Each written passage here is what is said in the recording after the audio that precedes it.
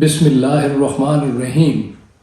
محترم ناظرین، آج کی اس نشست میں ہم شو کاز نوٹس کے بارے میں مزید کچھ بتانا چاہتے ہیں اور یہ ہماری پہلی ویڈیو کا پارٹ 2 ہے۔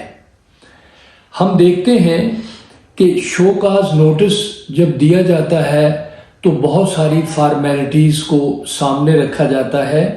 ان تمام باتوں کے بارے میں ہم آپ کو اپنی پہلی پارٹ 1 ویڈیو میں بتا چکے ہیں۔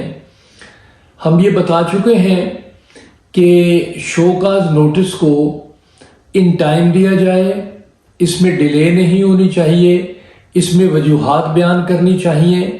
اب ہم یہ بتانا چاہیں گے کہ بعض سچویشنز میں شو کاز نوٹس دینے کی بھی ضرورت نہیں ہوتی۔ اس سلسلے میں ہم نے دیکھا کہ ایک پولیس کانسٹیبل نے اپنے دیگر ساتھی کے ہمراہ کسی کمپلیننٹ سے کوئی رشوت وصول کی، کوئی پیسے لے لیے اس کی مرضی کے خلاف، تو اس کے خلاف سمیرلی پروسیڈنگ سٹارٹ ہو گئیں۔ اس نے پولیس کے ایک ہائر آفیسر اور ایس ایچ او کی موجودگی میں یہ تسلیم کیا کہ میں پیسے لیے ہیں میں نے، اور یہ پیسے لینے کو تسلیم کرنے پر اس نے اقبال جرم کیا اور معافی مانگی۔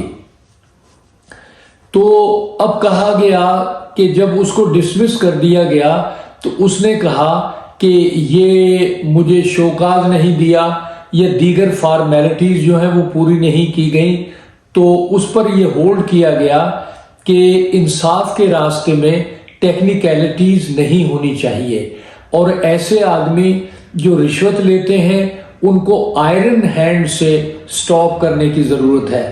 کوئی پریجوڈس کاز نہیں ہوئی، لہذا ان کو جو سروس سے فارغ کیا گیا ہے وہ درست کیا ہے۔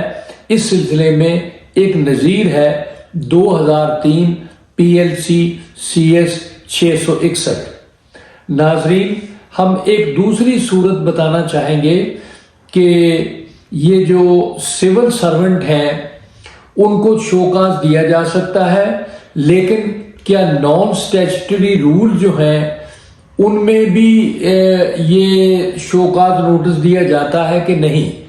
PIA کا ایک ملازم تھا جس کو ملازمت سے ری آرگنائزیشن کی وجہ سے فارغ کر دیا گیا، تو جب وہ کیس عدالت میں گیا تو انہوں نے کہا کہ نان سٹیچوٹری رولز ہیں، ماسٹر اور سرونٹ کا پرنسپل جو ہے وہ اپلائی ہوتا ہے، لہٰذا ہم نے اس کو درست طور پر وداؤٹ شو کاز نوٹس جو ہے نکال دیا ہے۔ تو کورٹ نے یہ ہولڈ کیا کہ ٹھیک ہے، ری آرگنائزیشن تھی، آپ کو اس کی ضرورت نہیں تھی، لیکن آپ کو شو کاز نوٹس دینا چاہیے تھا، اس میں ریزنز لکھنی چاہیے تھی، لہٰذا کیس کو ریمانڈ کر دیا گیا اور کہا گیا کہ اس کو ری کنسیڈر کیا جائے۔ اب دیکھتے ہیں کہ بعض اوقات ملازمین کی جو ٹینیور پوسٹ ہوتی ہے ایک خاص پرٹیکولر پیریڈ کے لیے ہوتی ہے، تو کیا ایسی صورت میں بھی شو کاز نوٹس دیا جائے گا یا نہیں دیا جائے گا؟ تو یہ معاملہ نوٹس نہ دینے پر ہائی کورٹ سے ہوتا ہوا honourable supreme court of Pakistan میں پہنچا، تو وہاں پر انہوں نے 2004 سپریم کورٹ پیج 1419 میں یہ ہولڈ کیا کہ ٹینیور پوسٹ کے لیے بھی یہ شو کاز نوٹس دینا ضروری ہے، اس کے بغیر کسی بندے کو ملازمت سے برطرف نہیں کیا جا سکتا۔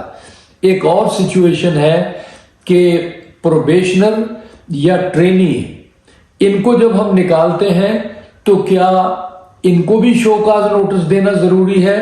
تو اس کے لیے کہا گیا کہ ہاں، ان کو بھی شو کاز نوٹس دینا ضروری ہے، کیونکہ یہ ثابت کرنا ہوگا کہ یہ بدنیتی سے نکالے گئے ہیں یا نیک نیتی سے نکالے گئے ہیں۔ جب ایک ملازم کسی وجہ سے جیل چلا جاتا ہے یا کسی مقدمے میں اس کو سزا ہو جاتی ہے، تو اور اس کو کیا نوٹس دینا ضروری ہے؟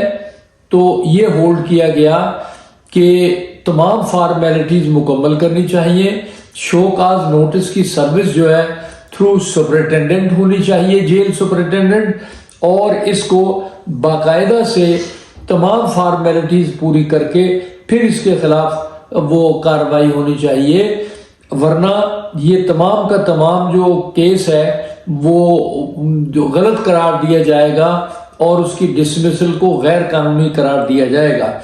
इस सिलसिले में एक साइटेशन है 1985 PLC CS 551। उन्होंने कहा कि सुपरिटेंडेंट जेल के जरिए तामील होगी और इसका जवाब आएगा तो फिर कार्रवाई मुकम्मल होगी। एक और सूरत है कि अगर कोई मुलाजिम किसी इंक्वायरी में शरीक होने के लिए उसको नोटिस नहीं दिया गया, उसको शोकाज नोटिस नहीं दिया गया और तमाम कार्रवाई उसकी अदम मौजूदगी में मुकम्मल हो गई, तो कहा जाएगा कि इसको शोकाज नोटिस नहीं दिया गया, फॉर्मेलिटीज पूरी नहीं की गई, लिहाजा इसकी बरतरफी वो भी गैर कानूनी होगी। इस सिलसिले में PLD 1962 सुप्रीम कोर्ट पेज 142 जो है वो पेश की जा सकती है। तो इस शोकाज नोटिस के पार्ट 2 में हम ये मुख्तसरन बयान करेंगे कि हर सूरत में तमाम फॉर्मेलिटीज पूरी करके, शोकाज नोटिस दे के, इंक्वायरी करके और तमाम फॉर्मेलिटीज पूरी करके एक्शन को फाइनल किया जाए, वरना वो एक्शन इल्लीगल डिक्लेयर हो जाएगा और हमारी आला अदलिया इस अमल को पसंद नहीं करती कि शोकाज नोटिस के बगैर किसी को मुलाजमत से निकाल दिया जाए। नाजरीन, हमारी इस वीडियो को शेयर करें। बहुत शुक्रिया।